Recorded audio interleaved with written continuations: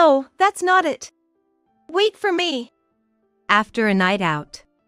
As I walked alone through the entertainment district, I saw Alex coming out of a high-end hotel. Beside him were a woman I didn't know and a small boy. Why? What's going on? I couldn't understand for a moment. I was so confused, I didn't know what to say. It seemed the same for the other person. The buzz of the entertainment district filled my ears, adding to my confusion. You have a family. I quickly spoke those words to Alex and hurried away. What should I do now? Has Alex changed because he started a family with someone else? As I tried to grasp the situation, I walked desperately to get away from the entertainment district. Alex did not follow me. My name is Emily. I'm 35 years old. I work at a marketing company. It's tough every day, but I enjoy my life. Although my company isn't large, we've been getting a decent amount of work.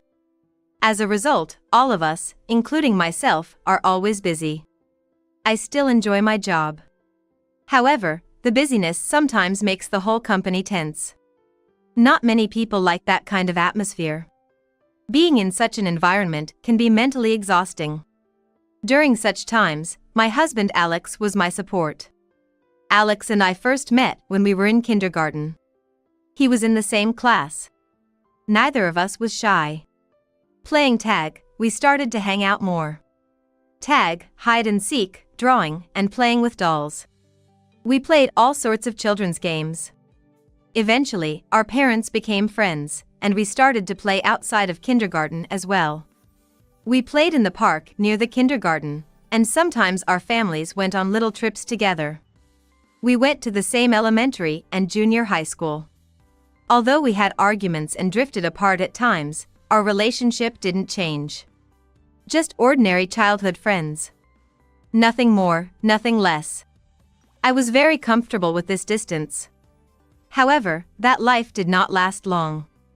In my second year of junior high school, I had to move because of my family's situation. The anxiety of living in a new place, the sadness of being separated from friends. And above all, the farewell to Alex, my childhood friend, made me cry. Let's meet again someday. He probably said that to comfort me, who couldn't stop crying. But I took his words seriously. Yes, we'll meet again. Definitely. I said this through my tears.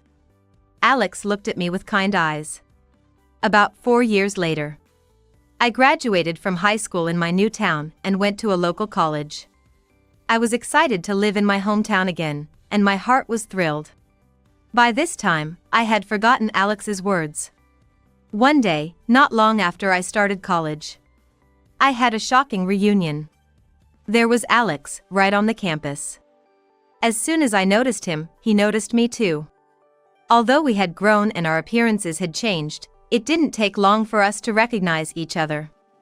That day, we decided to have dinner together. Because my impression of him was still that of a junior high schooler, I was a bit nervous around the more adult-like Alex. It felt like I was talking to an older man I had just met. But it seems I wasn't the only one who felt that way. No, I was surprised. You've become so grown up. Alex, you too. Alex awkwardly averted his gaze before taking a sip from a glass of water. I followed suit and took a sip from my glass. But the awkwardness was only at the beginning. As we talked, the tension eased, and soon we were able to talk like we used to. Remembering the days we used to meet every day filled me with nostalgia. From that day on, we started talking frequently again. We shared meals and assignments, and the time we spent together increased. Our relationship didn't stay just as childhood friends like when we were in junior high school. About 6 months after our reunion, we started dating and began a new relationship as a couple. Every day was very happy. I was grateful to have become childhood friends with Alex, to have gone to the same college, and to have been able to reunite. When I started dating him, I was a bit flighty, thinking it all must be fate. Looking back, it's kind of embarrassing. We graduated from college without breaking up and got jobs. A few years later, when our careers had settled down, Alex proposed to me. Naturally, there was no reason to say no. I accepted his proposal, and we were happily married. What kind of life would start now? Thinking about life with Alex, I was thrilled. However, I never imagined that getting married would lead to such hardships. At that time, I didn't think about it at all. Alex's parents remembered me and celebrated our marriage. Of course, my parents did too. The new life I started with Alex was as happy as I imagined. No matter how tired I was from work, when I came home, Alex was there to welcome me kindly. His presence became a pillar of my heart. At the same time, I often thought about being a support for him too. However, I couldn't directly ask Alex what he thought of me. Anyway, I lived my life with his help. And about 2 years later, our daughter was born. Her name is Olivia. She's really cute. Yes, she is. Every day, Alex and I admired Olivia, cuddling her in my arms. Words other than happiness couldn't describe it. Both our parents and Alex's parents blessed Olivia's birth. She really is cute. Since we rented a place near Alex's parents, they came to our room soon after Olivia was born. Alex's parents smiled at little Olivia. They must have felt happy about her birth too. Once my maternity leave ended, I started leaving Olivia with my in-laws more often. Initially, I thought about extending my maternity leave or sending her to daycare, but my in-laws offered to take her. I felt guilty, but after discussing it with Alex, we decided to rely on them. As a result, being able to leave Olivia with trusted in-laws allowed me to focus on work, for which I am grateful. Of course, after work and on days off, I treasured family time. Both Alex and I continued to strive to build a better home.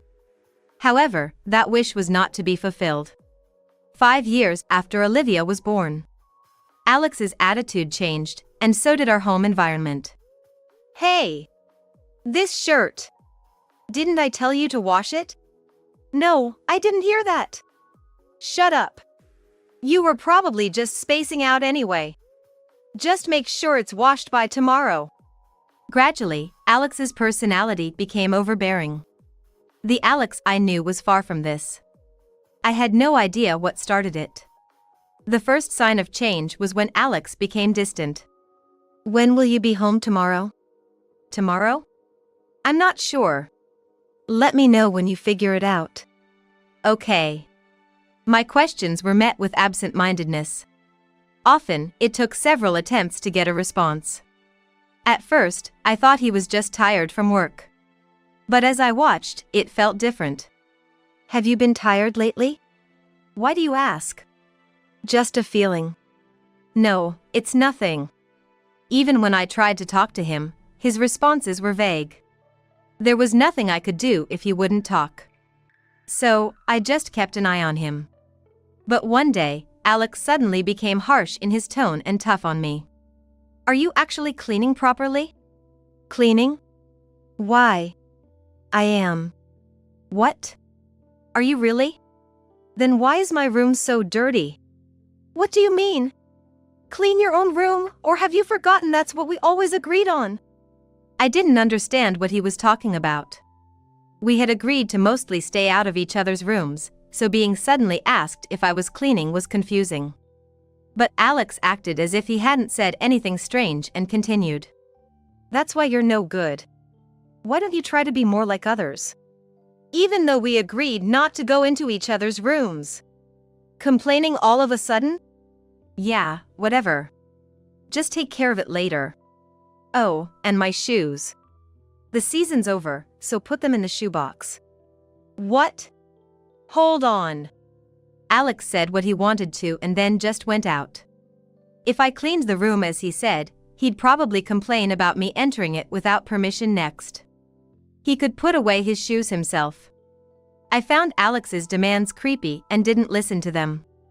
We were supposed to share the housework since we both worked, but somehow I ended up doing it all. Alex would either lock himself in his room or laze around in the living room. If I served the food, he would complain and sometimes wouldn't touch it at all. If I have to eat your cooking, I'd rather eat cheap fast food instead. You didn't have to say that.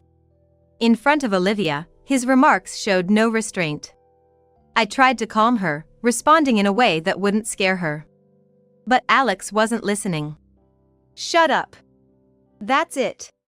I'm going to eat out. Wait a minute. Alex ignored my plea and left the table. Daddy. Oh, sorry. He is just very tired today. He's tired. Olivia seemed scared of Alex. I started thinking that it might be better to separate Alex and Olivia by getting a divorce. But I just couldn't take that first step. Is it really okay to get a divorce just like that? After all, Alex is still Olivia's father, and there might come a time when she really needs her father as she grows. Moreover, getting divorced would mean losing contact with his parents. Even if he's such a father, should he be around? I also thought about taking away her grandparents from Olivia. Despite his terrible behavior, I still wanted to believe in Alex, my childhood friend. It's laughable now to think I still wanted to believe in him. Why didn't I consider divorce sooner? I would like to confront the person I was back then. In front of his parents, Alex behaved well. He was always a good boy. Kind to me, not his usual self. Seriously, Emily is amazing. She's a great cook and so thoughtful. Oh, really? He probably acted better when going to his parents' home. It suited his purposes. But sometimes he slipped. Emily, bring me some booze and snacks.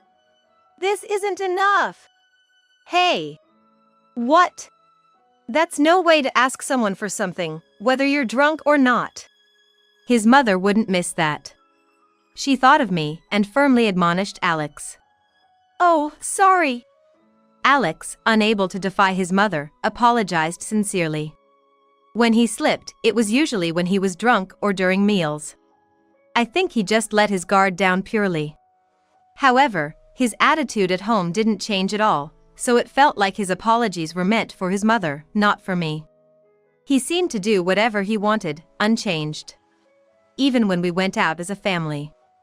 Alex didn't look happy at all, just bored. Hey, could you try to look a bit more cheerful? Olivia is feeling uneasy, you know? Huh? I don't care. Let her worry on her own. Why would you say something so awful? What does Alex think about being married to me, about having Olivia? The day we got married, the day Olivia was born. Wasn't he as happy as I was? I just couldn't understand what Alex was feeling. His behavior only got worse afterward. The food is terrible, do the cleaning, show me some respect. These demands were becoming frequent. What is he even saying? It was frustrating. After half a year of living like this, I suddenly felt that I couldn't do it anymore. I couldn't stay with Alex the way he was. I thought it might be okay to use some tough measures to change him, or if that didn't work, to get a divorce. Hey, Alex. Huh? After Olivia went to sleep, I started a conversation with Alex. Hey, Alex, you've changed a lot from before. What are you talking about all of a sudden? You used to be kind. If you have something to say, just say it clearly. I'm not free, you know. Saying that, Alex turned his attention to his smartphone. He seemed to be playing a game. Am I too narrow-minded to think he could stop playing games while someone is talking? I'm thinking about a divorce. As soon as I mentioned divorce, Alex's demeanor changed. What? Divorce? I've been thinking that it might be impossible to continue with you. I would reconsider if you changed. It's also having a bad influence on Olivia. Sorry. I really am sorry. I'll change from now on. Desperate to avoid a divorce, Alex clung to the idea. Is he really saying he loves me and doesn't want a divorce, or does he just like being married? Even in this situation, I can't help but think that I've completely lost my ability to trust people. Okay, I won't divorce you right now. Instead, will you sign the divorce papers? The divorce papers? Don't you think I'm serious about wanting a divorce? Plus, without doing this, things might remain ambiguous. Ambiguous. Alex repeated my words, seemingly deep in thought. Then, taking a deep breath, he said, "All right. I'll sign the divorce papers. If you do anything to destroy our family again, I'll file them immediately, okay?" Yeah. Got it. I handed Alex the already filled-out divorce papers. Seeing them, his face went pale. Here, this is okay, right? He signed the divorce papers with trembling hands and handed them back to me. I'll change. Yes. He didn't look his usual domineering self, but completely remorseful. I thought maybe I could trust him a little longer. From the day he signed the divorce papers, Alex's demeanor changed drastically. He became kind and cheerful, like when we were first married. "All right, Olivia. How about you sleep with Daddy tonight?" With Daddy. He began to interact with Olivia as a father should, and I felt relieved. It seemed that being confronted with divorce had a significant impact on him. However, this life didn't last long. The family we had built fell apart easily due to Alex's secrets. The complete breakdown of our family happened the night I went to a work-related party.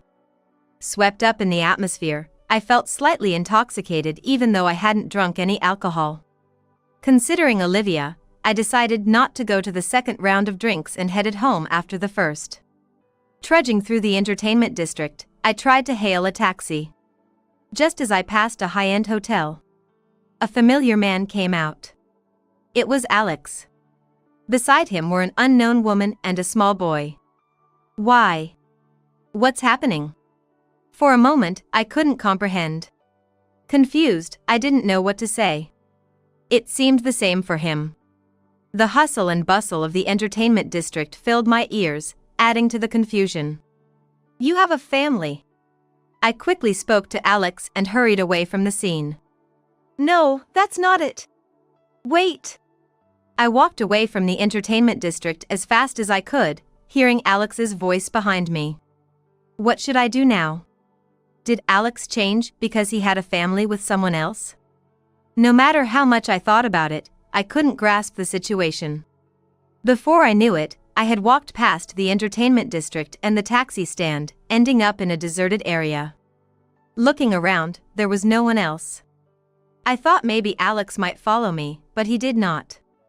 I felt foolish for even hoping a little. Without stopping, I continued home. After being shown such a scene, I wouldn't believe it if someone told me they were strangers. I hurriedly retrieved the stored divorce papers and headed to the lawyer's office. Thus, we were no longer husband and wife. Surprisingly, the relationship ended quite abruptly, leaving me with indescribable feelings. The day I got him to sign the divorce papers. Had he forgotten the words I said about filing them immediately if he destroyed our family again?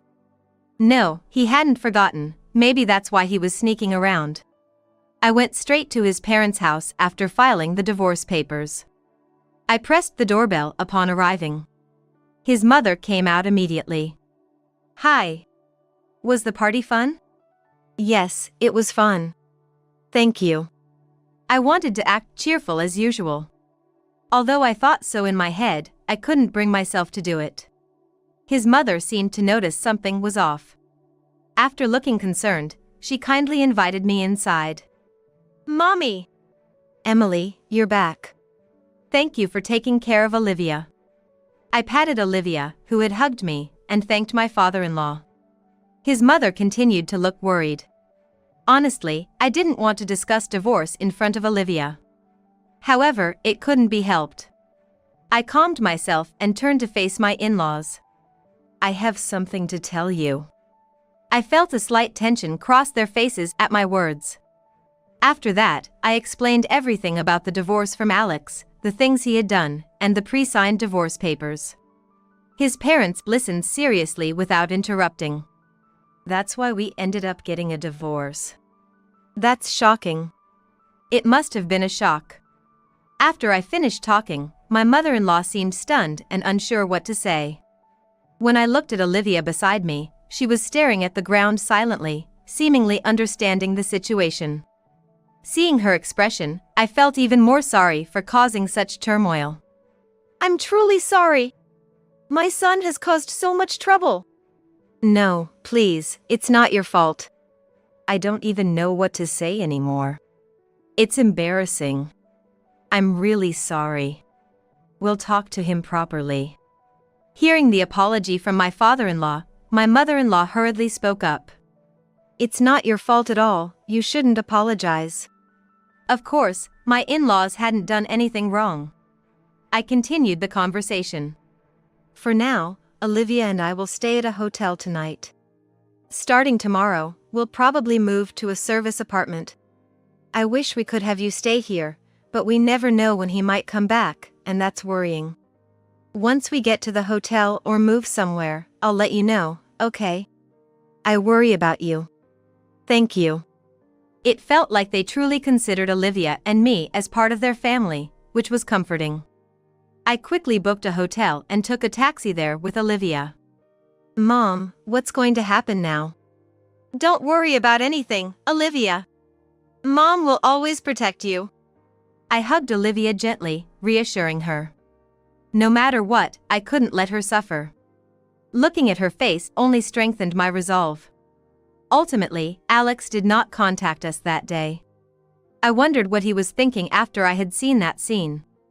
However, his lack of contact suggested to me that he had no intention of reconciling with me. But the next day, as I left work to pick up Olivia, Alex called. I moved to a secluded area and answered the phone. Instantly, his loud voice filled my head. What the hell have you been telling my parents? And you've already filed for divorce, what does that mean? It seemed my mother-in-law had called Alex in anger. Everything I told your parents and the filing of the divorce papers are true. At this point, there's no need for lies. Who are that woman and child with you? Don't tell me they're nobody. That's irrelevant now. Why do my parents know about our situation? It is relevant. I only told your parents when I went to pick up Olivia. You might have wanted to keep it hidden, but it's too late. We talked about filing for divorce if you did something to destroy our family, and it was bound to come out eventually. Don't you get that? No, I mean, I don't accept this divorce. I was dumbfounded by his words and couldn't respond. Whether you accept it or not, I've filed the papers. So it doesn't matter. But What? Do you still have something to say? If not, that's it. Wait. I want to explain about the person I was with that day. It seemed he wanted to justify himself. I had asked him about his relationship with the woman, but hearing it now wouldn't change my feelings. However, this could be the last chance to talk to Alex. Okay. I agreed to listen to what Alex had to say, curious about his final words. Later, I went to the restaurant Alex had booked for our discussion.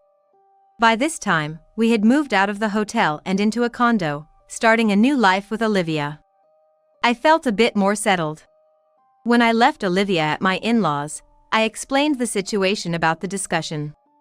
Are you sure you'll be okay alone? Yes. It's a private room, but it's still a public place. If anything happens, I'll ask the staff to call the police immediately. Please do that. And let us know if anything else happens. We are on your side, Emily. I genuinely appreciated my in-laws' support. I arrived at the restaurant a bit early and was shown to a private room. Just in case, I turned on a recorder and tucked it into my bag. A few minutes later, the door to the private room opened, and Alex and the woman entered. Oh, you're already here. The woman by the door smirked triumphantly. Wow, I've seen your photos, but you're really ugly. Hey! Sophia! Sophia, the woman Alex had cautioned, showed no sign of remorse. Come on, let's get this discussion started. Yeah, right. But I remained calm, urging me to start quickly. The meal we had reserved began to be served, and the atmosphere was indescribable as we started eating. After the courses we had reserved were served, we began to eat amidst an indescribable atmosphere. Sophia seemed to be enjoying herself, while Alex appeared uncomfortable as they both started on their meals. A few minutes into the meal, Alex initiated the conversation. Emily, I'm really sorry. For what? Just apologizing like that doesn't explain anything. Well, What? You don't even know what you're apologizing for? Are you that clueless? Sophia continued to provoke us as Alex seemed bewildered. I had no energy left to rise to her bait. Even if you suddenly apologize, it's not clear, right? Maybe you're apologizing for eating my ice cream a month ago? That's impossible. What are you even thinking? Do you even know what Alex is apologizing for? Well, that's... See, you don't know either. Just as I was about to say this, Alex spoke up. I'm sorry for all the trouble I've caused. For not valuing our family, for the awful things I said to you and Olivia. What exactly is Sophia to you? Well, Why hide anything now? come on, tell me. It was clear from seeing Alex and Sophia come out of the hotel, and from her behavior today, that they were in a relationship. Honestly, I still can't believe they have a child. She's sort of my girlfriend, or something. A mistress? Reluctantly, Alex nodded. I'm not sure if Alex feels guilty about his relationship with Sophia, but she certainly doesn't seem to. Hey, Alex. We really don't have time to be attached to such a troublesome woman. Let's get married soon, huh? Hey, Sophia. Keep quiet. Oh, come on, why not just get married? It would be happier for the kid, you know? Hey, Emily. I nonchalantly continued to agree with Sophia's suggestions. Watching Alex's tone become more agitated as he tried to stop us, I could tell he was losing his composure. Just go ahead and get married quickly. Oh, and the wedding. Shut up. Enough. And then he exploded. What the hell is this all about? What? Emily, divorcing you was the right decision after all. What? How does that make sense? It would make sense if he was angry with both me and Sophia. But why is he directing his anger only at me? When you first said you wanted a divorce, I tried to stop you because I thought I'd lose money. Even today, I wanted to make excuses, or something like that, to continue our relationship even after the divorce. What's the reason for making excuses? What do you want from continuing a relationship with me? Just for the times when you're out of money? What are you even saying? I couldn't understand what Alex was thinking. One thing was clear, Alex didn't love me, he just loved the money I brought in. Shut up. I don't even know what I want anymore. If Alex doesn't know, neither do I. Alex, do you even understand why it's come to this? What do you mean by this? I don't know how you two met, but if you hadn't tried to maintain two households at the same time, none of this would have happened. If you married me, you should have just had a family with me. If you fell in love with Sophia and wanted to marry her, you should have asked me for a divorce. I explained calmly to Alex. But Alex remained silent.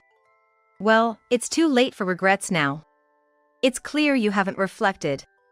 For now, I'll be claiming child support from you, Alex. What? I'll have my lawyer handle the financial aspects. Just wait for the formal notice. Alex had said he was out of money, but that didn't concern me. I firmly intended to claim child support to make him realize how terrible their actions were. Wait a minute. We told you we don't have money. And we have a child too. Well, so do I. You've had your way so far, now it's time to face the consequences. So, that's it for me. Hey, wait a minute.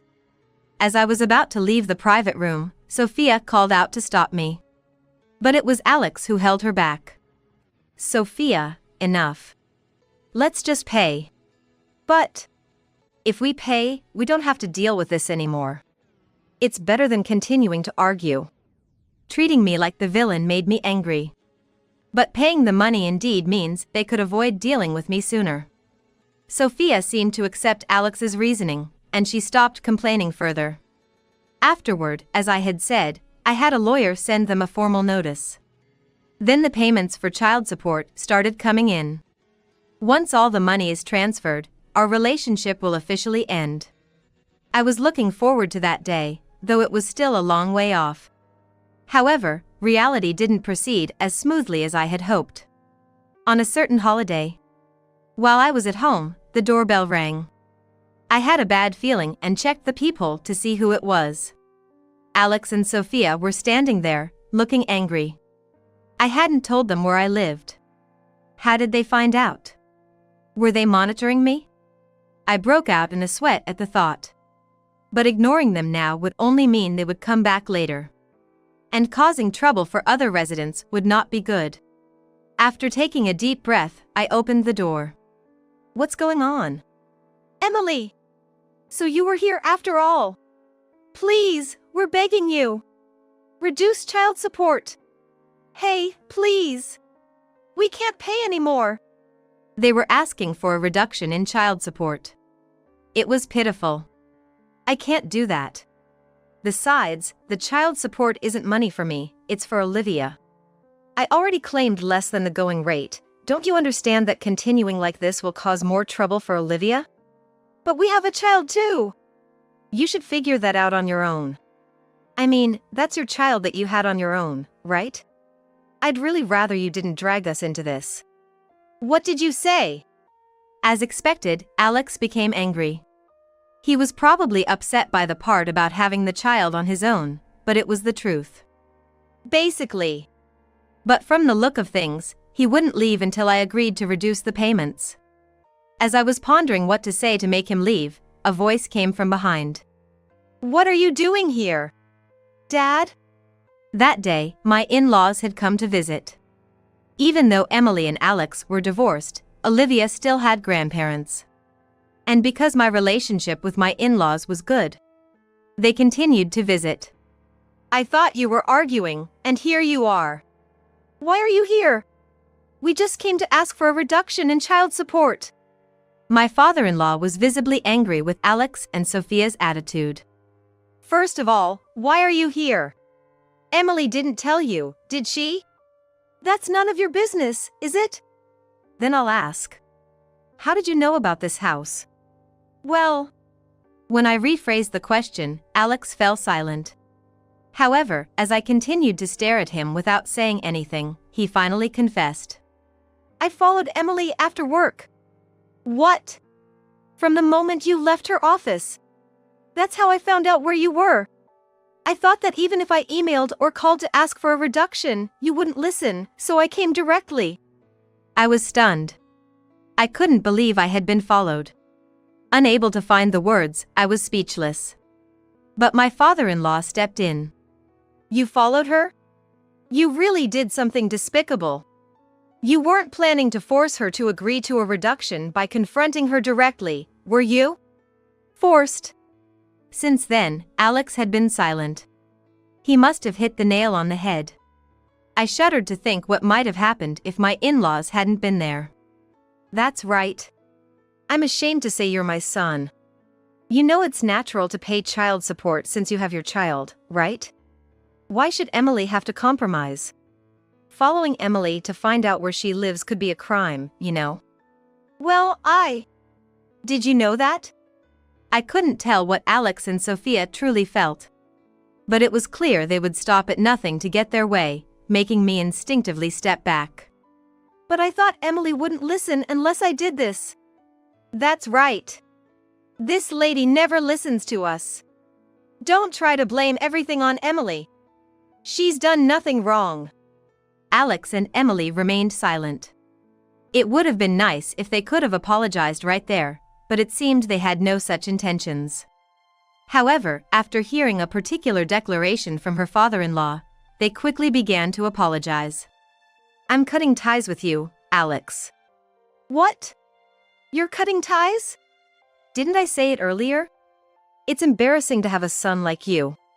A son who causes trouble for others is not needed. Don't ever appear in front of us again. Got it? No, that's too sudden. I haven't done anything that bad. Even now, he still said such things. It was astonishing how little he understood the situation. Come on, don't say that. Look, Emily, say something. You think I'm going to defend you now? That's really funny. Even in this situation, your head is in the clouds. I almost admire that. What's with that tone? Alex is just saying normal things. What? Normal things? Don't make me laugh. What your father is saying is perfectly reasonable. Although they looked like they wanted to say more, I continued without concern. Anyway, don't appear before me again. I will definitely not reduce anything. With that attitude, I'm even less inclined to reduce it. That's not right. It is right. If you understand, then leave right now. Don't come here again. If you do, I'll call the police. We are strangers now. Perhaps overwhelmed by my firmness, Alex and Sophia had nothing more to say. I physically pushed them out of the house. I thought they might throw a tantrum at the door, but they left quickly. After that, I heard that Alex and Sophia had split up. I learned of this from an email Alex sent me asking to get back together. Please, can we start over? Of course, I had no intention of accepting his invitation. I told him that if he sent similar emails again, I would forward them to my in-laws, and after that, the emails stopped. Since I no longer keep in touch, I don't know what has become of those two. But the alimony and child support continue to be paid, so they must be managing somehow. Because Alex and Sophia had discovered where we lived, Olivia and I moved near my former in-laws' home. Though technically, they are no longer my in-laws. Just strangers. But they continue to care about us. Knowing our situation, my parents asked me to move back home. But I refused because it would mean I'd have to quit my job. Olivia has her school, too. She has grown into a vibrant elementary school student who suits her backpack well. Despite the turmoil in her family environment, she has grown up healthy and straight, thanks to my former in-laws. I am reminded of how much support I have around me. I continue to work hard at my job and home life, grateful for the support. How could this happen in just 5 days? I screamed as I looked around the living room of my house. I had been admitted to the hospital to give birth, and in the 5 days until my discharge. The living room had become filled with the smell of rotting food. Unfinished frozen food was left on the desk, with the remnants of the leftovers. Scattered across the floor were plastic containers and trays, probably leftovers from some ready-made meals. Surrounding them, I could see lots of what appeared to be flies. Cleaning and tidying up is your job, right? So I just left everything as is until you got back. My husband, waving his hand irritably at the small insects flying around the light. He turned around and frowned upon seeing me, covering my nose from the stench. See, it's impossible to live in such a stinky room, isn't it? Hurry up and clean it. I was at a loss for words. Could my husband not see the baby in my arms? My name is Madison, a 28-year-old office worker. I've been working at the company I joined right after graduation, blessed with respectable supervisors and colleagues, and everything's been going well. A few years ago, I married Ethan, who I met at the same company, is 2 years older than me. After we got married, I continued working, and Ethan and I were good colleagues at the company, and after work, we were great partners, supporting and encouraging each other through our troubles. When we were about a year into our marriage, I found out I was pregnant. We were delighted since we wanted a child. Our parents and in-laws cried tears of joy when we told them. My in-laws have been kind to me since Ethan and I started dating. When I first went to their house to greet them before we got married, they welcomed me with open arms. After getting married, since our homes are close, Ethan's mother and I often go out on weekends, and we've built a good relationship.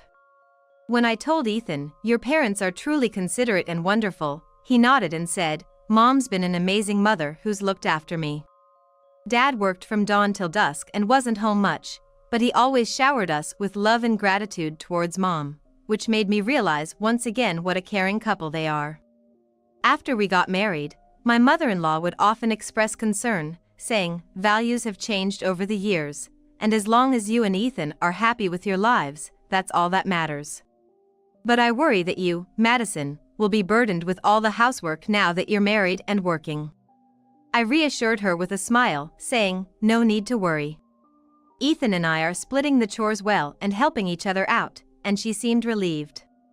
Actually, Ethan and I began living together after we got married. My mother-in-law knew this and was probably concerned about whether we could live together without any discontent. Of course, there were some worries about getting married without having lived together first.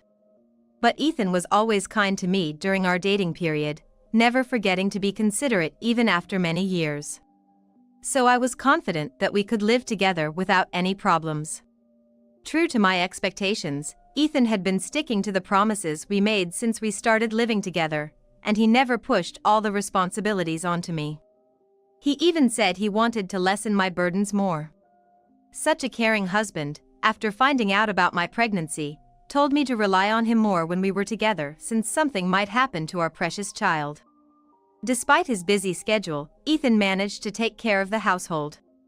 In the early stages of my pregnancy, I suffered from morning sickness and often had to take time off work.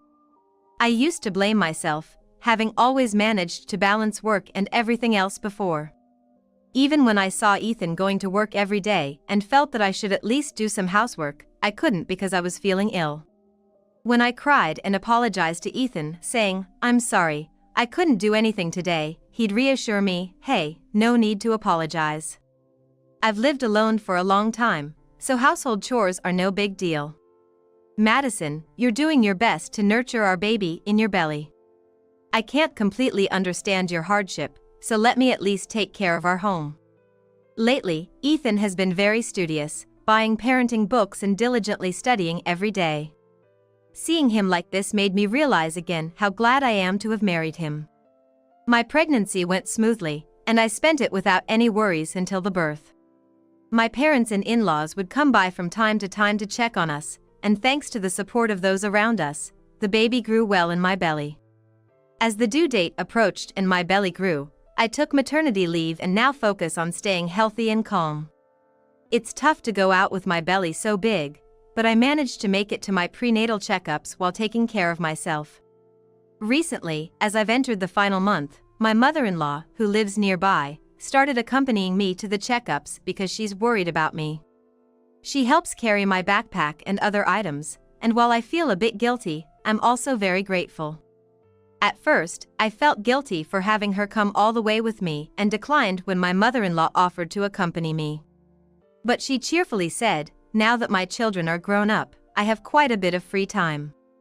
Besides, attending your checkups is pretty much all I have to do.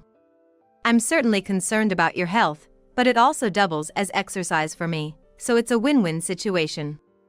So, I began to rely on her and together we headed for the checkup that day. Then, one day, while I was getting my usual checkup at the hospital, I was suddenly struck by a pain in my stomach. The doctor, noticing something was wrong with me, calmly said while trying to reassure me, "I'll perform an internal examination right away." While I was nervously waiting for the results, the doctor said, "You're showing signs of labor, so you'll be admitted right away. We'll prepare for the delivery while monitoring you closely. You're going to meet your baby soon," he told me gently. However, it was also sudden that I was not mentally prepared. In the midst of this, my mother-in-law held my hand and reassured me, "It's going to be all right. I'll be right here with you, so don't worry."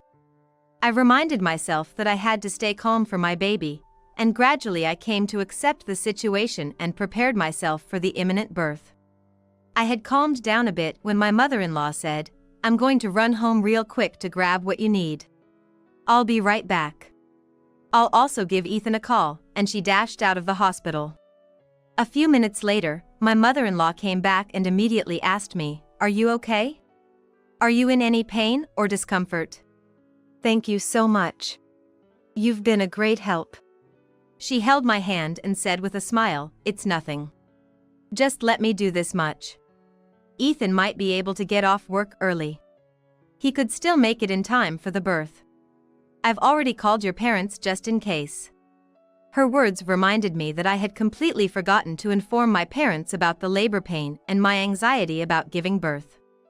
My parents, living in the next town over, which I'll equate to living in the next state over, might not make it before the birth, but they said they would come right away.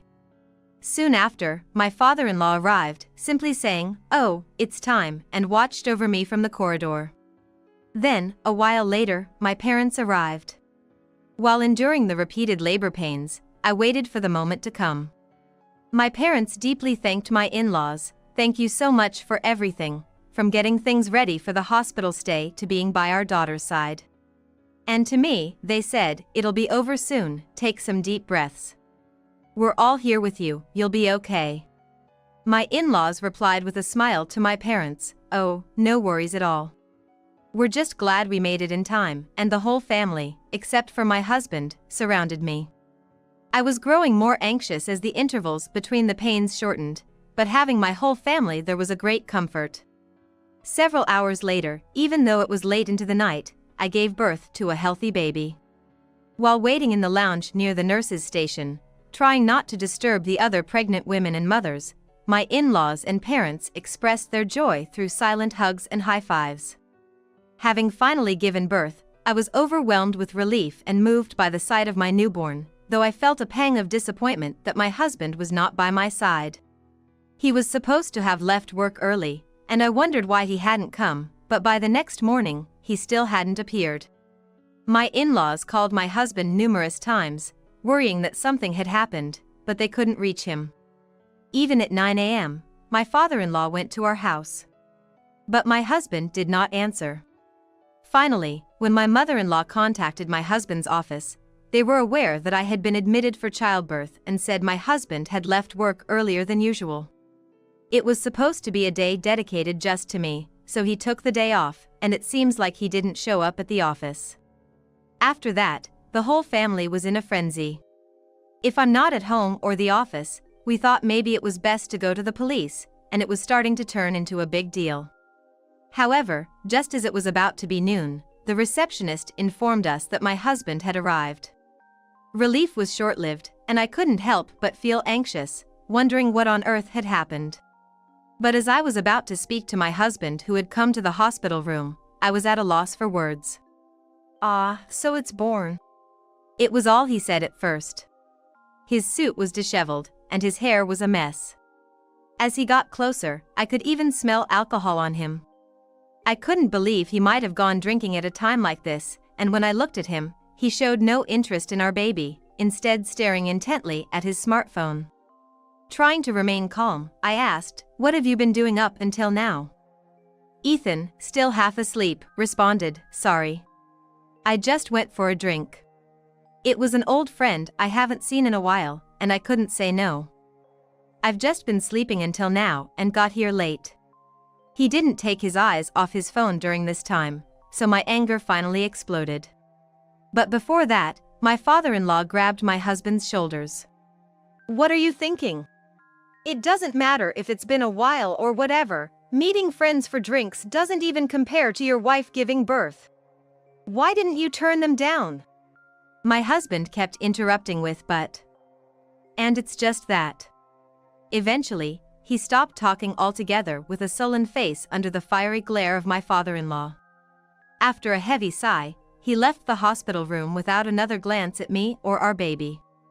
My father and father-in-law tried to follow him, but they couldn't keep up due to their age, and my husband never showed his face at the hospital during my stay. 5 days after giving birth, with the support of my family, both mother and child were healthy and we were discharged without any issues. As my mother and father, who had come from far away, were leaving, my mother-in-law said to them, "We're looking forward to seeing you again. Please leave your daughter to us," and on the day of discharge, she helped me get home with my father-in-law carrying the luggage. That morning, after being discharged, I texted my husband just to say I was going home, and he immediately called back. When I answered, he said, "Hey, Madison. I'm glad you're discharged safely. I'm gonna pick you up and we'll head home by car."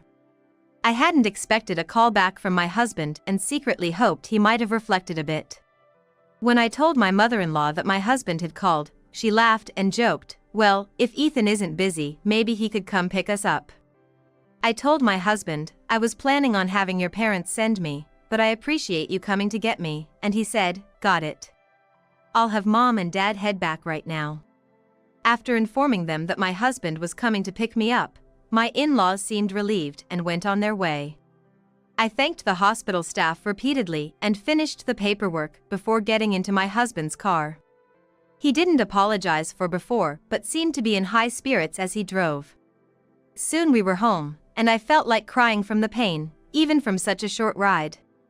Thinking about all the mothers in the world enduring this pain and persevering through parenting made me feel a little anxious. With my husband's previous enthusiasm for parenting, I had to psych myself up, believing it'll be all right. I chalked up the troubles during my hospital stay to him being tired or perhaps getting scolded by his dad more than he expected and sulking about it. I braced myself with the resolve that we would raise our baby together and opened the front door. Instantly, an appalling stench hit my nose. Hesitating to enter because of the unknown smell, my husband seemed unbothered and flung the living room door wide open. Immediately, the rotten odor of garbage overwhelmed me, making me feel nauseous. "Wow, that reeks. Hey, clean this up, will you?" he commanded authoritatively, a satisfied smirk on his face. "I waited the 5 days you were in the hospital, so clean this up now. Can't live in a house that smells like this." Holding our baby, I nearly collapsed on the spot but managed to restrain myself. "How can you live like this, to let the house get so dirty?" I asked, barely containing my anger, to which he nonchalantly replied that it just happened with eating and sleeping. Food left out. Washing, laundry, and trash are left everywhere. The house was in a deplorable state, unrecognizable as our home. Seeing the mess, I couldn't help but blurt out, "Stop joking around. You never showed up at the hospital and you neglected all the housework. Before the birth, you used to help clean enthusiastically. Why have you suddenly stopped doing anything?" He responded incredulously, "Why should I be scolded? You love working, Madison. You worked hard even after we got married and until you took maternity leave. Housework is a wife's job, isn't it? I thought you'd be happy to have something to do when you got back, so I left it for you. Clean it up now that you're discharged." He had grown accustomed to the mess, nonchalantly relaxing on the couch in the fly-infested living room. It was impossible to live in such filth, let alone lay a clean towel down for the baby to sleep on. Attempting to clean while holding the baby was futile, so I yelled at my husband, who was scrolling on his phone. "Do you really think I can clean up in this state? If you're not going to do it, hold our baby at the entrance. It's impossible to care for our baby in this mess." He sighed in exasperation. "Why do I have to take care of it? Housework and parenting are your job. You're supposed to do these things, right? And since when did you start ordering me around so much? This is why women are no good.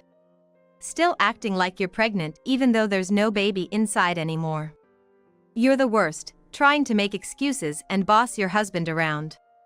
I reached my breaking point. "Enough! What's gotten into you? Why are you acting this way? What happened to you while I was in the hospital?" Tears streamed down my face as I confronted him, and he groaned, avoiding my gaze. Then, as if psyching himself up with a slap to his cheeks, he stood up with determination. "I've been too lenient with my wife, turning her into a useless woman, but not anymore.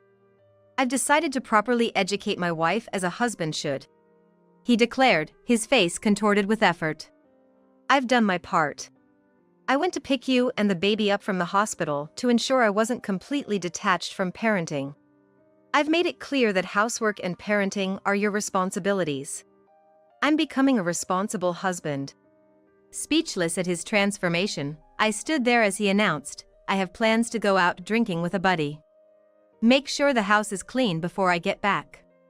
Don't expect any help from me," and with that, he left. All I could do was stand there, unable to process the drastic change from the kind man I once knew. What could possibly have happened to turn the man who was once eager to share household duties and learn to be a good father into this? In my panicked state, the sight of the garbage-filled room pushed me over the edge, and tears began to fall, landing on my baby's cheeks. The baby, awakened by my crying, began to fuss, and I started crying out loud as well. Mom, I just don't understand anymore. Help me. I pleaded as I sat in the entranceway and called my mother on my phone. As soon as the connection was made, I cried out, and my mother said, "I'll be right there," while my father drove her to me. She told me to wait outside rather than stay in the dirty house. Sitting on the front porch with my baby, I continued to cry quietly under the bright sunshine. When my parents arrived, my in-laws were with them. Upon seeing me, my mother-in-law immediately began to apologize profusely. My parents intervened to stop her, assuring that it was Ethan who was to blame. Once that was settled, I finally had a moment to ask why my in-laws were there in the first place. Tears welling up in her eyes, my mother-in-law confessed, "The truth is, we also doubted Ethan and feared he might be troubling you. So, we decided to secretly visit your house. That's when we bumped into your parents and they kindly gave us a ride here. I'm truly sorry for all the trouble our son has caused." I had to somehow stop the conversation from turning into another round of apologies. My father-in-law, who was so angry he looked like he might start yelling at any moment, didn't utter a single word. But the way his temples throbbed red and twitched told me he was on the verge of an outburst. Neither my mother-in-law nor my father-in-law could get through to Ethan on the phone. That darned son of mine. Next time I see him, I'm gonna give him a piece of my mind, my father-in-law muttered, then took several deep breaths to calm down. After a while, he seemed more at peace and kindly said to me, "Now, you shouldn't be stressing yourself. Please, ride in my car. We'll handle the cleaning, just wait for us." With that, he and my mother-in-law took my child and me to the car and then entered the house. My parents followed suit, insisting on helping, and I could hear all four of their screams. No doubt they had opened the door to that bug-infested, foul-smelling living room. I hugged my baby tightly in the car, feeling terrible about the situation. Hours passed as my father-in-law went out to buy insecticide, and bags packed to the brim with trash were taken out to the collection area. Thanks to their efforts, when I entered the house again, there were no bugs, ventilation had been done, and the smell was much less offensive. It appeared they had cleaned every room, not just the living room. I felt a profound gratitude as my mother and mother-in-law prepared dinner.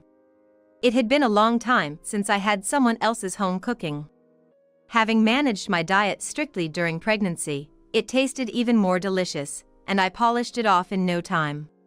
The home-cooked meal helped ease my anger towards Ethan for a while.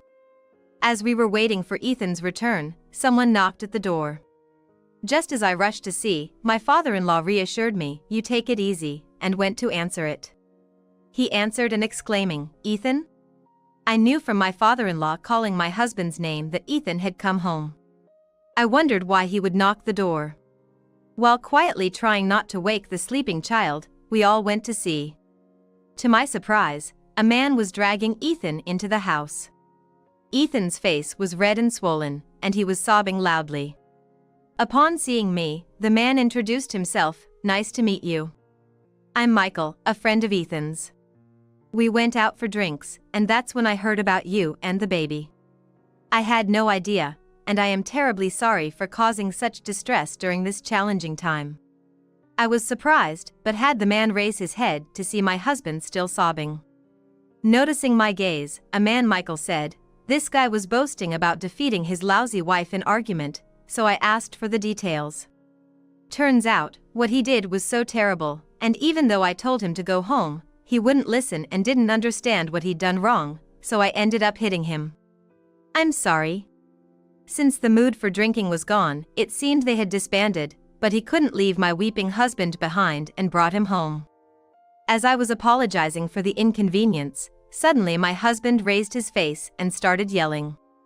"Just because you were out-argued, you resort to violence. That's why you can't get married. You're single because you don't understand that household chores and parenting are a wife's job. It's the worst to be punched out of nowhere by someone who's just an onlooker." "Look, I'm sorry for hitting you. I apologize for that. But seriously, what's going on with you? Last time we met, you were fine, right?" Why are you suddenly saying stuff like a deadbeat husband? Michael said, clearly baffled. Feeling the same, I realized my husband's attitude had indeed changed abruptly. Ethan, you never said such things before I was hospitalized for childbirth. You said household chores and parenting are a wife's duty, and that the husband should come first. Why did you suddenly start thinking that way? When I asked again, my husband blurted out, household chores and parenting are a woman's job. That's what everyone says. I realized that I was wrong all along. Who's everyone? Your coworkers? Friends? Who exactly are you talking about? I asked him straight in the face, to which he replied shortly, people on the social media. What? You're taking information from the internet at face value? Are you out of your mind? Michael said, raising an eyebrow in disbelief. My husband, looking annoyed, thrust his smartphone at him. Look at this. It's obvious women should do household chores because they don't earn as much as men. Only women can have babies, so parenting is their job too.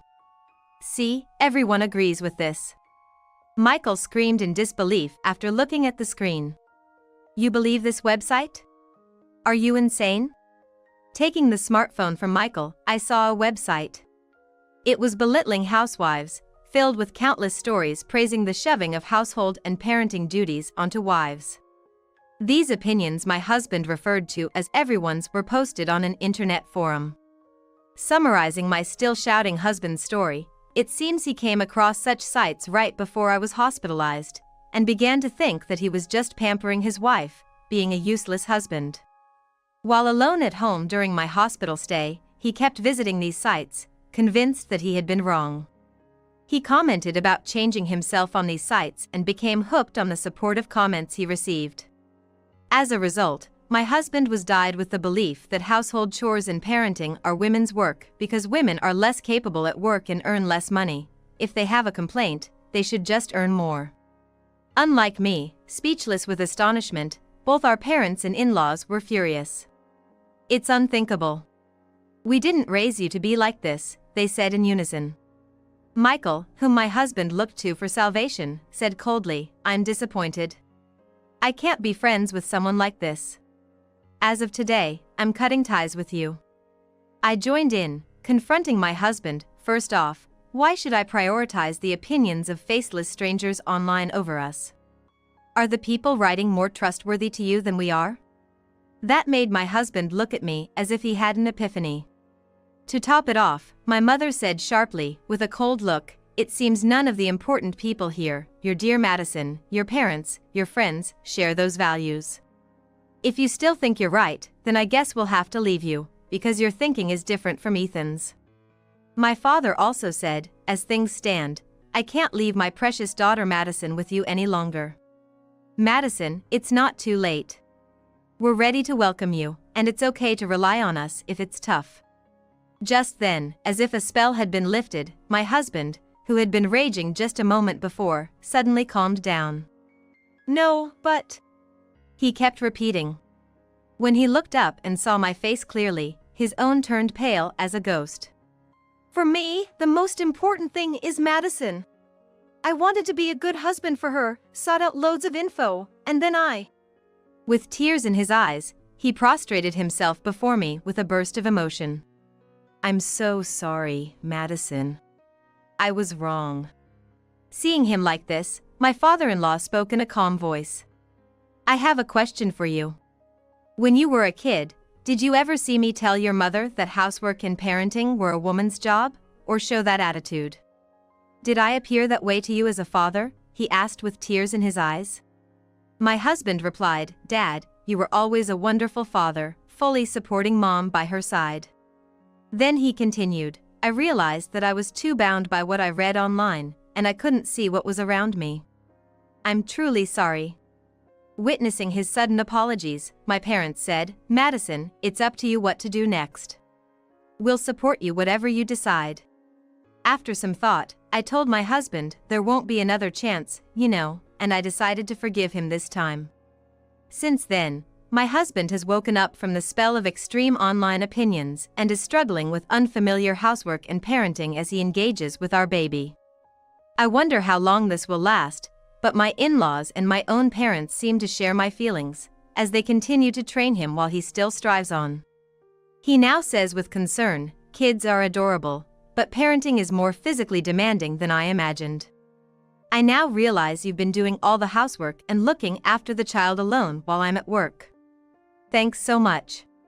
If you're not feeling well, don't hesitate to rely on me."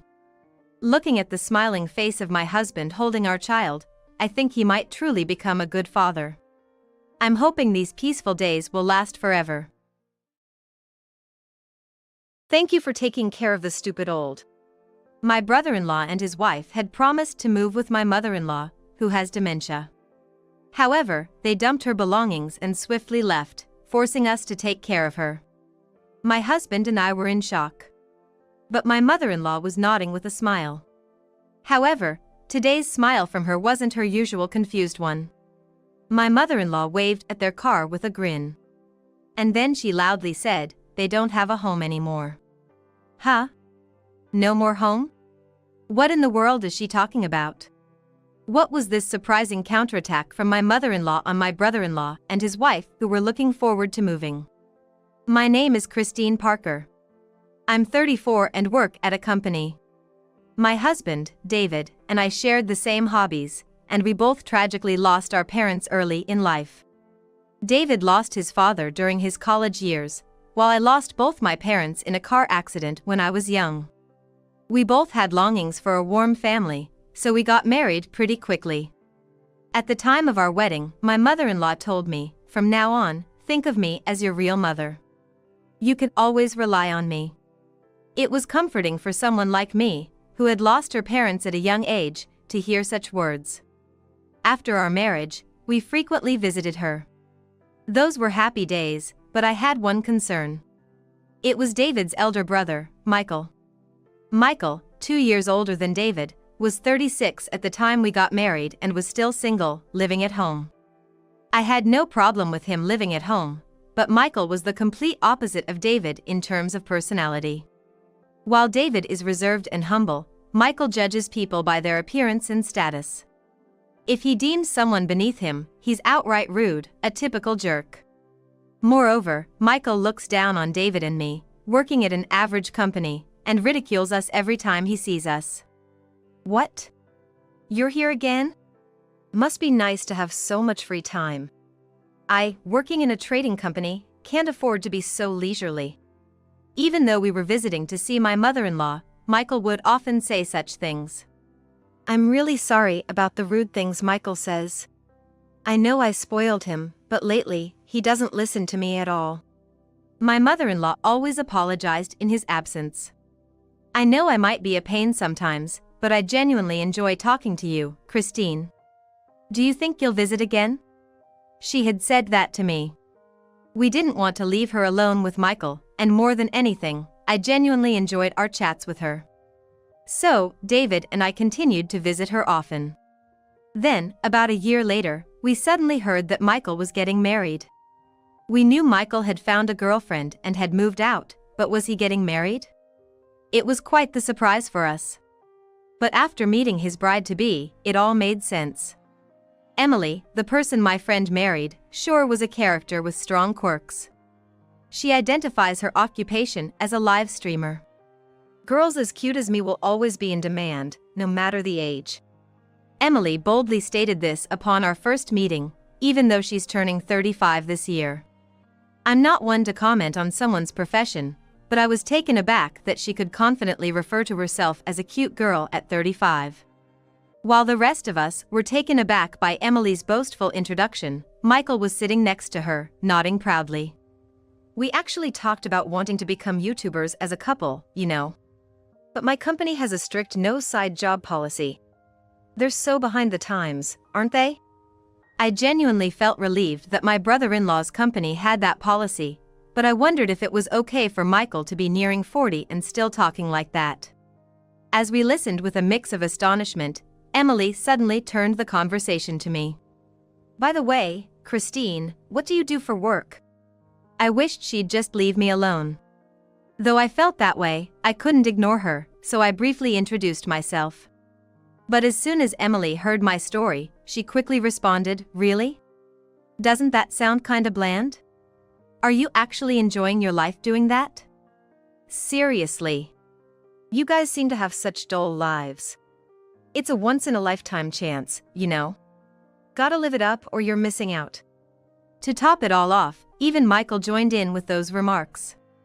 With a concerned look on her face, my mother-in-law said, "Well, if you two have decided on this, I won't oppose your marriage. Just make sure you don't inconvenience others and work together to live an honest life." After my mother-in-law made her point clear, the two of them left in a hurry. I really wondered if those two would be all right in the future. Watching them leave, we exchanged worried glances.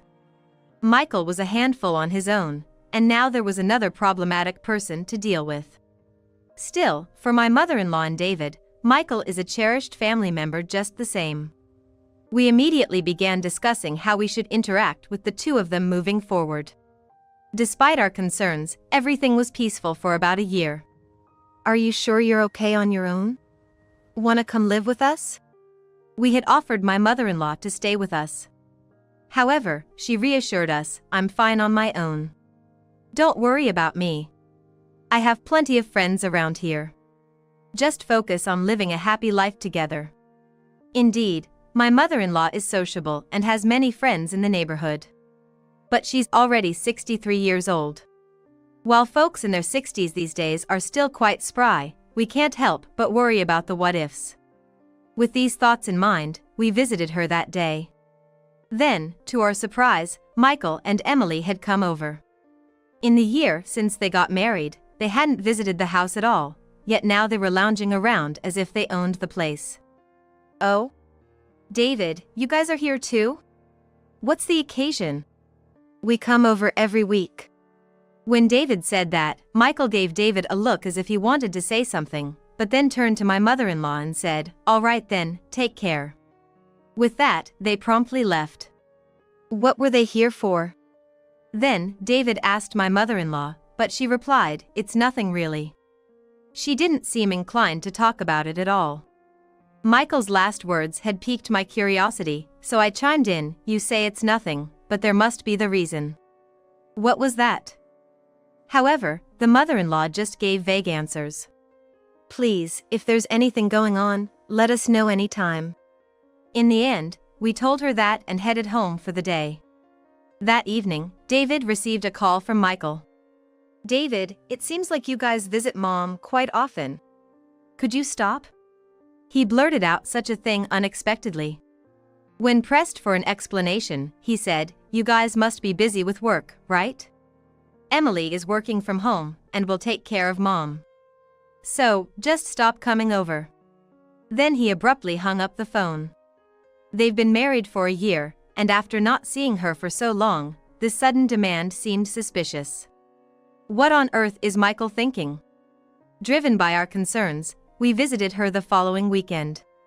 And, sure enough, Michael and Emily were there too.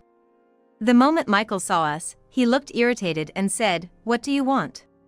I told you, we're gonna take care of Mom. There's no need for you to come." We tried to defend ourselves, but my mother-in-law's subsequent words left us speechless. "David, Christine, thank you for always coming over despite being busy. But, as Michael said, from now on he will be visiting. So, you two enjoy your weekends." To our shock, my mother-in-law was siding with Michael. Hearing this, a smug-looking Michael said, "You heard what Mom said, right? If you get it, then get going." With that said, we were kicked out of the house. We couldn't believe it, but if my mother-in-law says so, there's nothing we can do. Still, concerned for her, we started calling her more often. "Everything okay? You're doing well." Every time, she'd reply, "Michael is visiting, so I'm fine. But how about you two? You having a good time?" She seemed more concerned about us than herself. "We're having fun, but we'd like to see you from time to time. Can we come over this weekend?" "I've already made plans with Michael this weekend. I'm sorry, maybe next time." In the end, she'd always decline our visits.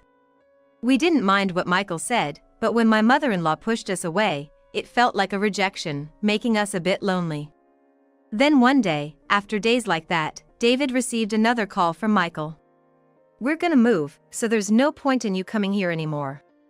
David was at a loss for words with the sudden news. Michael was about to hang up the phone. In a panic, I quickly asked, "Why are you suddenly moving?" Michael, with a sharp click of his tongue, replied, "You guys haven't been to the house recently, so you probably don't know. Mom's going senile. We're worried about leaving her alone, so we're building a new house and moving." My mother-in-law is becoming senile? That can't be. She was fine the last time we spoke on the phone.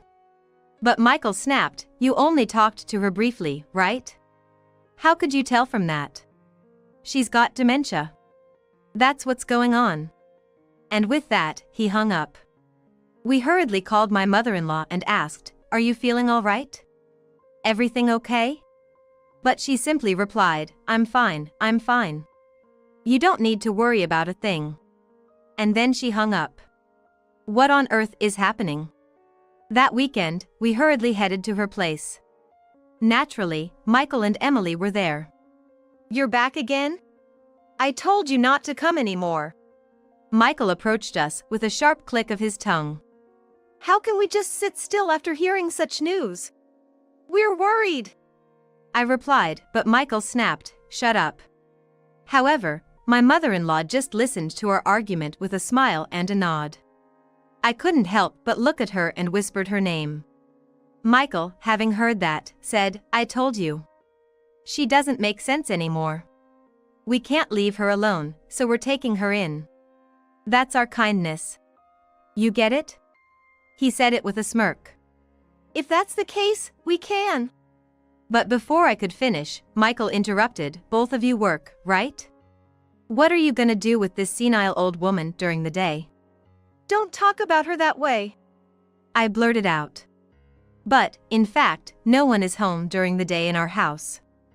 I couldn't argue that point and just remained silent. I just stayed silent. It's frustrating, but maybe we have to do as Michael says for now. Feeling utterly helpless, we said, "We'll come visit on our days off." Upon saying that, Emily then replied, "If you come over that often, it'll be such a bother for me. I really don't like it." With her usual lisping way of speaking. The thought of leaving my mother-in-law with someone like her. I exchanged a worried glance with David, but he just looked down and shook his head. Whether my mother-in-law understood or not, she just kept smiling and said, "It's okay." Later, we got the moving schedule from Michael and reluctantly headed home. Come moving day. When we arrived at the in-laws, we were told that the packing was just finished. Emily remarked, "If you were gonna come, you should have come earlier and helped." Bad timing on your part, but when we peeked inside, there were still many items left. "There's still a lot of stuff here," I pointed out, and Michael replied, "We don't want to take this old junk with us. We're gonna toss it." "A few pieces of clothing are more than enough for an old lady." Both Emily and Michael were saying such things together. "Hey! Stop it!" When I yelled in frustration, Michael shot back, "Then you guys take care of her," and they both jumped in their car. As they drove off, they threw a bag containing a few of my mother-in-law's clothes out the window, shouting, "Good luck with the old lady. Bye." They left us with those parting words, then coolly drove off to their new place. David and I stood there, dumbfounded. Yet my mother-in-law just kept smiling and nodding. But today, my mother-in-law wasn't wearing her usual absent-minded smile. Instead, she had that sharp and slightly mischievous grin I knew so well from back in the day. As I looked at her, puzzled, my mother-in-law waved cheerfully at their car. Then she said just one thing. "They don't have a home anymore." What? No home? What on earth was she talking about? Looking at David, I saw he was just as bewildered, staring at my mother-in-law. But ignoring our dumbfounded faces, my mother-in-law briskly picked up her bags and said, "David, Christine, how long are you gonna just stand there? Come on, let's go inside and have some snacks." What do you mean? She just looked back at us with a smile full of glee and beckoned us to the entrance. Once inside, she explained everything to us. What we learned was utterly astonishing. The reason why they recently came to visit her house. And her scheme upon discovering it. Each piece of information was beyond our wildest imaginations. A few months back, they suddenly showed up at her place. There was an instance when my mother-in-law stepped out for a bit, and she overheard the two of them having an argument. Are you sure this is really okay? Hey, keep your voice down. Feeling a sense of foreboding, my mother-in-law discreetly listened in as Michael said, that old hag must have stashed some cash somewhere. If we play our cards right and end up living with her, we can take over her assets. But I really don't want to live with your mom. For the money, we have to bear with it. If only she'd go senile, we could hand her off to David.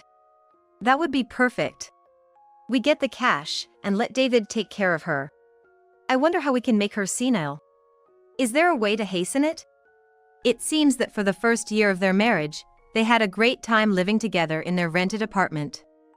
However, after a year of reckless spending, they blew through their savings, and Michael's salary wasn't enough to support them anymore. Emily claimed to be a live streamer, but she hardly had any fans and was only broadcasting to a handful of viewers out of self-satisfaction. Naturally, that meant no real income was coming in. With their day-to-day life becoming more challenging, the two even resorted to borrowing from loan sharks. Desperate, they plotted to get their hands on my mother-in-law's assets. My mother-in-law was widowed young, but as it turns out, my father-in-law had been in real estate. Taking over, my mother-in-law turned out to be quite wealthy from the real estate business. Upon overhearing this conversation, she thought if she passed on the assets as they were, it would ruin the two of them. If they wish for it, then I shall oblige and play the part of the forgetful one. With that thought in her mind, she decided to feign dementia to scare the two of them off. Unaware that she was just pretending to have dementia, the couple brazenly started discussing their plans to take over the assets right in front of her. No way, Mom's really lost it, huh? Emily, did you do something? Of course not. Maybe my wishes worked. But what are we gonna do now? If she's gone senile this early, will we actually get the money? Don't worry. First, we tell her we want to build a house to live together. That way, she'll build the house and put it in my name. Then, we say we need extra cash, and get another $100,000. I bet if we play up the dementia angle, David and the others will say we should take care of it. Once we have her blessing, we can pass her off and live it up in our new place. How about that? My plan's bulletproof, right? Yeah. Sounds awesome. But do you really think it'll go that smoothly? Don't worry about it. She's out of it, and plus, David and the others are so annoyingly righteous, it'll be fine. It's scary to think they were planning all along to dump her on us after securing the new house and the money. But my mother-in-law, even hearing this, didn't panic and continued her preparations calmly, pretending to be confused. We were like, if you had just told us. But she said, I didn't want to involve you guys. Sorry for the worry. My mother-in-law said that, laughing. However, hearing this, a question popped up for us. Wait a sec, but what about the house? When David said this, my mother-in-law chuckled, you'll see soon enough. It's about time, isn't it? Right at that moment, the phone rang. It was Michael. When my mother-in-law answered, he shouted, what the heck is this? Michael is yelling. They're telling me I can't live here because it's a rental contract. That's awful. You tricked us. Emily joined in, making a scene. Turns out, there was more to my mother-in-law's plan. My mother-in-law had conspired with a realtor, an old friend of her late husband, to prepare the new house they had bought to be rented out instead. And today, she was waiting on site for them. Moreover, she had inflated the cost and taken extra money from them to build a large parking lot, leaving them without any money to their name. With a smile, she informed them of this. Hey! I'm the owner of this house, aren't I? What gives you the right to do this? Oh? the owner? I seem to recall paying and putting it in my own name. You were supposed to be senile. Senile? What are you talking about? As you can see, I'm as sharp as ever. Damn you, old hag. I won't forget this. You'll never be forgiven. Michael was still yelling over the phone even now. But my mother-in-law, unfazed and calm, replied, "Michael, knock it off. You're an adult now. It's time to stand on your own 2 feet. Relying on others and taking them for granted, making a fool of everyone around you. That's no way to go through life." After saying that, she nonchalantly hung up the phone. Additionally, she had already arranged for the movers to deliver the belongings not to the new house but to a rental storage unit. Her friend waiting at the storage facility, and she received confirmation that the belongings were safely delivered. I thought Michael's plan was diabolical, but it turned out my mother-in-law was even craftier. After that, Michael and Emily stormed into my mother-in-law's house, still fighting furiously. But since they were making such a scene when they arrived, we ended up calling the cops. And when the police showed up, Michael got violent with them too and got himself arrested for obstructing an officer in the performance of their duties. Emily, who was watching, exclaimed, "I didn't do anything," and then she just took off running. Even though Michael was arrested, he was released soon after since it was his first offense. With nowhere else to go, he was allowed to stay at the company dorm out of the company's goodwill, but the whole mess had become known at work, and he's feeling pretty small about it. But if he quits his job, he'll have neither a place to live nor any income. So, he's biting the bullet and desperately working. Emily asked Michael divorce and went back to her parents' house, but she's been disowned because of the whole ordeal, and I heard she's living and working at a nightclub now. As for me, after all that went down, I got transferred to a department at my company that allows remote work, so now I'm working from home. And so, we set up our new home near my mother-in-law's place and smoothly started living together with her. We've become really good friends with the real estate agent who helped us with the move and the neighbors around my mother-in-law's house, and now we even go out together as families. If only we had done this from the start. We chat about this, living peacefully day by day.